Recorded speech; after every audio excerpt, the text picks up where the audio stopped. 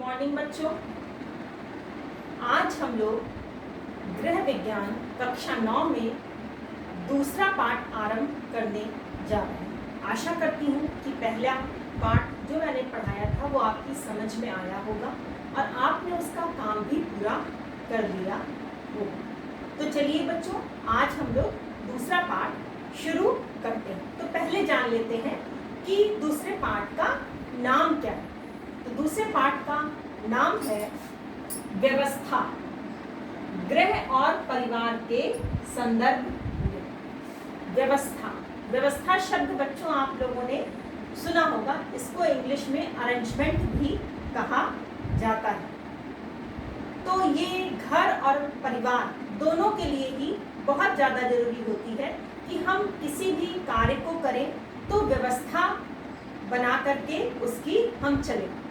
तो सबसे पहले तो मैं आप लोगों को बच्चों बताना चाहूँगी कि घर क्या होता है। घर जिसको हम इंग्लिश में क्या कहते हैं, होम, और हाउस भी कहा जाता है। लेकिन हाउस और होम में अंतर होता है। हाउस क्या है, जो कि ईंटों पत्थरों से बना होता है। लेकिन घर क्या होता है, घर होम वो होता है जो परिवार के सदस्य जहाँ मिल करके रहते हैं, जो अपने भावात्मक रूप से एक दूसरे से जुड़े रहते हैं, जिनमें प्रेम संबंध होता है, स्नेह होता है और एक दूसरे के प्रति भावनाएं होती हैं, उसे हम घर या होम कहते हैं। तो बच्चों, अगर हम घर में कोई भी काम करना चाहते हैं तो सबसे पहले क्या करते हैं कि उसकी हम लोग क्या करते हैं, एक योजना बना लेते हैं। कोई भी काम करने चलते हैं तो सबसे पहले हम क्या करते हैं, नियोजन या योजना बना लेते हैं उसकी। तो योजना बनाने, जैसे मान लीजिए कि आज सबको घर में काम बांट दिया जाता है। मम्मी कहती है कि ये इनको जो है घर में साफ सफाई का काम करना है, इनको खाना बनाना है, इनको कपड़ों की सफाई करनी है। तो इस तरीके से थोड़े थोड़े काम हर एक को घर में बांट देते हैं।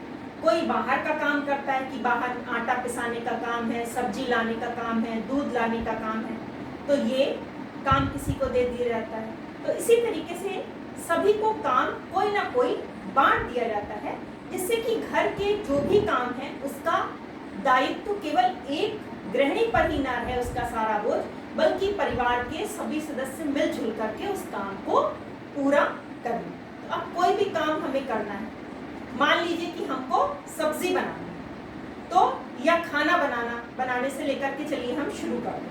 तो अगर हम खाना बनाते तो सबसे पहले हम ये योजना बनाते हैं कि हमको क्या खाना बनाना है। तो उस हिसाब से घर के लोगों की रुचि के हिसाब से हम लोग सोच लेते हैं कि घर में दाल चावल सब्जी रोटी ये चीज़ बननी है। तो उसके लिए सबसे पहले सब्जी क्या बननी है, तो उसकी योजना बनानी पड़ती ना। तो सब्जी ले ली, उसको सब्जी को काटा जाता है, धुला जाता है, फिर सब्जी तैयार की जाती है। इसी तरीके से रोटी सेकने से पहले हम लोग तुरंत ही तवा नहीं चढ़ा देते। सबसे पहले हम क्या करते हैं, आटा ले लेते हैं, आटे को सानते हैं या मारते हैं, उसके बाद उसकी लोई बनाते हैं, फिर उसकी रोटी बनाते हैं, तब तवे पे डाल करके रोटी बनाई जाती है। हर चीज़ की प्लानिंग हमको करनी पड़ती है। ये नहीं कि पहले हम बर्तन चढ़ा दें, उसके बाद ढूंढ रहे हमारी सब्जी कहाँ है, अरे हमारा आटा कहाँ चला गया, अरे दाल कहाँ चली गई। तो इससे हमारा समय भी व्यर्थ होगा और हमारा कोई भी काम ठीक से नहीं हो पाएगा। तो इसके लिए सबसे पहले हम लोगों को क्या करना, एक योजना बनानी है। एक योजना बना ली, फिर योजना के हिसाब से चलना है। उसके लिए क्या करेंगे, योजना के बाद आ जाएगा आपका नियंत्रण, कंट्रोलिंग। जैसे कि कंट्रोलिंग कौन करेगा, जिसने हमको वो काम दिया। वो कंट्रोलिंग कैसे करेगा, एक तो बलपूर्वक कि पहले कहेगा कि हाँ आपको ये काम करना है। उसके बाद वो क्या करेगा, अगर आप नहीं उस काम को कर पा रहे हैं तो उसका समायोजन करेगा कि चलिए आपसे जैसे मान लीजिए कहा गया समायोजन में कि आपको पनीर की सब्जी बनानी है, लेकिन किसी कारण से मान लीजिए हमें पनीर नहीं मिल पाया, तो हम लोग क्या करेंगे, आलू की सब्जी उसके स्थान पर बना लेंगे। इसको क्या कहा जाता है? समायोजन। यानी एक चीज के स्थान पर हम उसी चीज को दूसरी चीज से पूरा कर लें। उसके बाद क्या होगा? मूल्यांकन। मूल्यांकन की प्रक्रिया आ जाती है। मूल्यांकन में हम ये देखते हैं कि वो काम ठीक से हुआ या नहीं। कि अगर सब्जी बनाने का या खाना बनाने का काम किसी को दिया गया तो उसका मूल्यांकन क्या होगा कि सब लोग जब खाएंगे तो बताएंगे कि इसमें ये कमी है या इसमें ये अच्छाई है। तो मूल्यांकन जब होता है तो उसके बाद अगर हम कोई काम करते हैं तो उसमें जो कमियां होती हैं उसको हम पहले वाली कमियों को दूर कर लेते हैं। मान लीजिए नमक तेज हो गया है तो अगली बार जब हम सब्जी बनाएंगे या खाना बनाएंगे तो नमक अपना कम कर लेंगे। या कोई भी जैसे कुछ भी कड़वा हो गया है तो मिर्च कम कर लेंगे। जिस हिसाब से लोग हमें बताएंगे उसी हिसाब से हमको आगे की योजना या आगे के काम को करना होता है।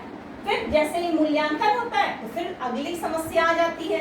अगली समस्या आ जाती है यानी अगला काम या अगले दिन का खाना बनाना आ जाता है। तो फिर उसी हिसाब से फिर हमको योजना बनानी है। फिर नियंत्रण की प्रक्रिया, फिर उसके बाद मूल्यांकन की प्रक्रिया। तो ये जो है एक अनवरत हमेशा घर के अंदर चलने वाली प्रक्रिया होती है। कोई भी काम करना है तो उसकी पहले हमें योजना बनानी है, उसके बाद उसमें कंट्रोलिंग है, नियंत्रण है, और नियंत्रण के बाद उसका हम इवैल्यूएशन या मूल्यांकन करेंगे।